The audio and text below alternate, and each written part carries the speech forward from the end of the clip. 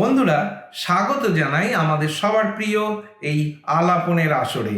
আশা করি আপনারা যে যেখানে আছেন ভালো আছেন, সুস্থ আছেন। আমাদের এই আলাপনের আসরে আপনারা বরাবর শুনে থাকেন আমাদের প্রচারিত অনুষ্ঠান ফেসবুকে দেখার পর আপনারা সেখানে যে অনুষ্ঠানের নিচে মতামত লিখে জানান তাই নিয়ে কথা। আর এই ক্ষেত্রে বলতে হচ্ছে যে আমাদের প্রচারিত সব অনুষ্ঠান থেকে নয়, মাত্র কয়েকটি অনুষ্ঠান থেকে আমরা আপনাদের মতামত নির্বাচিত করে সেইগুলো আজ এই আলাপন অনুষ্ঠানে উপস্থাপন করছি। প্রথমেই চলে যাচ্ছি 30 ডিসেম্বর প্রচারিত কিশোর তরঙ্গ অনুষ্ঠান প্রসঙ্গে। অনুষ্ঠানটি প্রযোজনা করেছিলেন টেরেজা রোজারিও।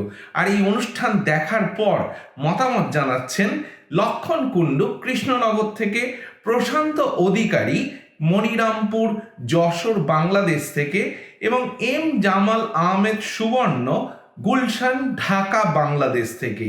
লিখছেন, কিশোর তরঙ্গ অনুষ্ঠানটি আমার খুব ভালো লাগলো। অজয় কুমার সরকার হটু দেওয়ান নাগেরপাড়া পূর্ব বর্ধমান থেকে লিখছেন, শ্রবণ সিংয়ের সাহসী পদক্ষেপ প্রশংসনীয়। এই ধরনের অনুষ্ঠান পরিবেশনের জন্য ধন্যবাদ জানাই। তারপর নিজামুদ্দিন শেখ মুর্শিদাবাদ থেকে লিখছেন, খুব ভালো লাগলো কিশোর তরঙ্গ অনুষ্ঠান। এরপর দেবাশিস গোপ কুশমন্ডি দক্ষিণ দিনাজপুর থেকে লিখছেন, নির্ভীক শ্রবণ সিংয়ের কৃতিত্বকে জানাই সাধুবাদ।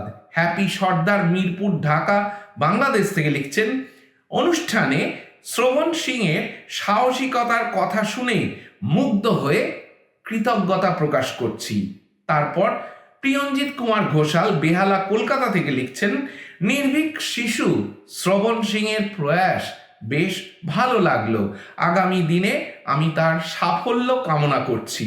এরপর লিখছেন শঙ্কর হালদার সাধনপুর রোড আমবাগান পূর্ব বর্ধমান থেকে, কিশোর তরঙ্গতে ভারতের নির্ভীক শিশু শ্রবণ সিংয়ের গল্প বেশ রোমাঞ্চকর লাগছিল।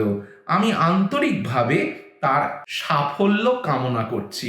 বাহ, খুব উৎসাহ পেলাম যে এইভাবে একটি অনুষ্ঠান দেখে অনুষ্ঠানে যার সম্বন্ধে বলা হয়েছে তাকে আপনারা এইভাবে আশীর্বাদ করছেন, তা দেখে সত্যি মনটা ভরে গেল। আশা করছি এইভাবে কিশোর তরঙ্গ অনুষ্ঠানের পাশে আগামীতেও আপনারা থাকবেন। এবার বন্ধুরা আমরা চলে যাই আমাদের পরবর্তী অনুষ্ঠান প্রসঙ্গে। অনুষ্ঠানটি প্রচারিত হয়েছিল 10 জানুয়ারি কলকাতার চিঠি।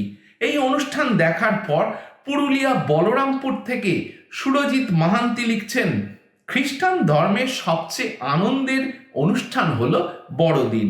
সারা বিশ্বের পাশাপাশি আমাদের দেশেও এই দিনটি পালন করা হয়। হ্যাপি সর্দার মিরপুর ঢাকা বাংলাদেশ থেকে লিখছেন, বাহ, খুব চমৎকার অনুষ্ঠান, বড়দিন খুব সুন্দর সুন্দর ভিডিও চিত্র দেখে আমি তো মুগ্ধ হয়ে গেছি। তারপর লক্ষণ কুণ্ডু কৃষ্ণনগর নদিয়া থেকে লিখছেন, অনুষ্ঠানটি দেখলাম, খুব ভালো লাগলো।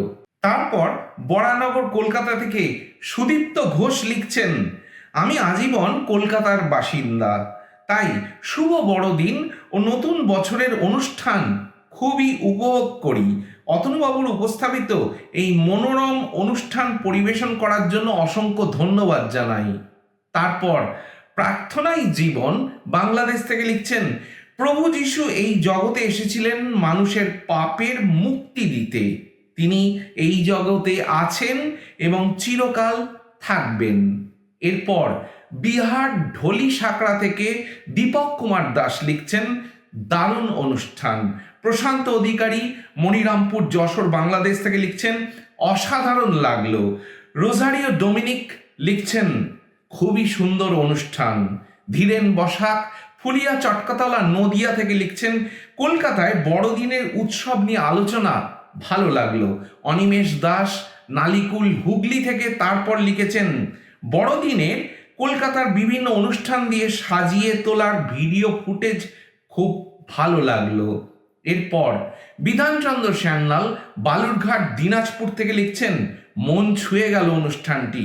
সম্রাট এমডি ফারুক মোঘল লিখছেন, কলকাতার চিঠি অনুষ্ঠানটি দেখে প্রাণ জুড়িয়ে গেল। তারপর সাধনপুর রোড, আমবাগান, পূর্ব বর্ধমান থেকে শঙ্কর হালদার লিখছেন, শুভ বড়দিন ও ইংরেজি নতুন বছরের পাশাপাশি হওয়ার কারণে আলাদা মাত্রা যোগ হয়ে থাকে। অনেক অনেক আনন্দ উপভোগ করেছেন সকল ধর্মের মানুষ। খুবই ভালো লাগলো কলকাতার চিঠি অনুষ্ঠানটি। বাহ, উৎসাহ পেলাম যে এইভাবে প্রতিটা অনুষ্ঠান আপনারা দেখছেন এবং যে অনুষ্ঠান উপস্থাপিত হচ্ছে তা আপনাদের দেখে ভালো লাগছে। আর এইভাবে মতামত লিখে জানাচ্ছেন বলে আমরাও বুঝতে পারছি যে আপনাদের কোন অনুষ্ঠানগুলো দেখতে বেশি ভালো লাগছে। আমরা আগামীতে সেগুলো বিচার বিবেচনা করে নিশ্চয়ই ওই রকম ধরনের অনুষ্ঠান আরও আপনাদের কাছে তুলে ধরব। এবার বন্ধুরা আমরা চলে আসি আমাদের পরবর্তী অনুষ্ঠান প্রসঙ্গে। অনুষ্ঠানটি প্রচারিত হয়েছিল 8 জানুয়ারি, বিজ্ঞান জগৎ অনুষ্ঠান।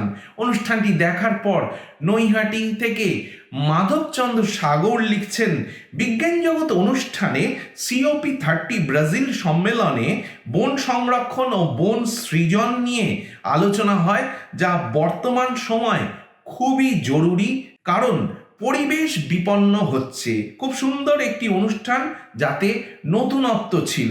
রোজারিও ডমিনিক এরপর লিখেছেন, এটা খুবই ভালো পদক্ষেপ। দেবাশিস গোপ কুশমন্ডি দক্ষিণ দিনাজপুর থেকে লিখছেন, COP30 সম্বন্ধে জেনে ভালো লাগলো। লক্ষণ কুণ্ডু কৃষ্ণনগর নদিয়া থেকে লিখছেন, বিজ্ঞান জগৎ অনুষ্ঠানটি দেখলাম, খুব ভালো লাগলো। তারপর অজয় কুমার সরকার হটু দেওয়ান নাগেরপাড়া পূর্ব বর্ধমান থেকে লিখছেন, ব্রাজিলে অনুষ্ঠিত COP30 সম্মেলন সম্পর্কে একটি ধারণা পেলাম এবং পরিবেশনা সম্পর্কে জানতে পারলাম। তারপর জাকির হোসেন নপাড়া শিমুলিয়া বহরমপুর মুর্শিদাবাদ থেকে লিখছেন, ব্রাজিলে অনুষ্ঠিত COP30 সম্মেলন সম্পর্কে জেনে বেশ ভালো লাগলো। তারপর দীপক কুমার দাস ঢোলি সাকড়া বিহার থেকে লিখছেন, দুর্দান্ত অনুষ্ঠান। সম্রাট MB ফারুক মোগল লিখছেন, বিজ্ঞান জগৎ উপভোগ করলাম, অনেক তথ্যবহুল আলোচনা করা হয়েছে এখানে। আব্দুর রাজ্জাক DXR বাংলাদেশ থেকে লিখছেন, বিজ্ঞান জগৎ অনুষ্ঠানটি খুব চমৎকার হয়েছে। প্রিয়ঞ্জিত কুমার ঘোষাল বেহালা কলকাতা থেকে লিখছেন, বিজ্ঞান জগৎ অনুষ্ঠানে COP30 ব্রাজিলের বেলেমের সম্মেলনে বন সংরক্ষণ ও পরিবেশ নিয়ে আলোচনা সময়োপযোগী ও প্রয়োজনীয়, বেশ ভালো লাগলো। শঙ্কর হালদার সাধনপুর রোড আমবাগান পূর্ব বর্ধমান থেকে লিখছেন, COP30 সম্মেলন সম্পর্কে তথ্যগুলো শুনে আমার মনে হলো এ তো বহুমুখী জটিল সমস্যার সাতকাহন, তবে সংলাপ চালিয়ে যাওয়া উচিত। হয়তো আগামী দিনে এই সংলাপ থেকেই সমাধান পাওয়া যাবে। ধন্যবাদ বন্ধুরা।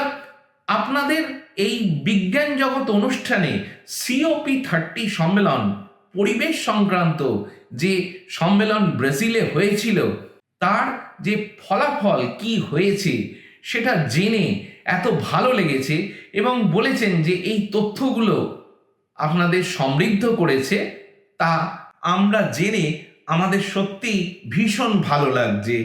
এইভাবে অনুষ্ঠানের পাশে আপনারা রয়েছেন, তার জন্য আপনাদের অসংখ্য ধন্যবাদ জানাই। আশা করছি আগামীতেও কিন্তু এইভাবে আমাদের প্রতিটা অনুষ্ঠান শোনা ও দেখার পর মতামত লিখে জানাবেন। আর আমরা এই আলাপনের আসরে যতটা পারবো আপনাদের মতামত তুলে ধরব।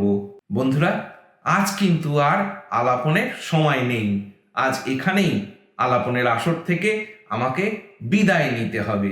তবে আপনারা মতামত লিখে যান, আমরা কিন্তু সব মতামত পড়ছি এবং পরবর্তী আলাপনের আসরে আবার আপনাদের কথা নিয়ে ফিরে আসব আপনাদের মুখোমুখি হতে। ততদিন অবধি বিদায় নিলাম। নমস্কার।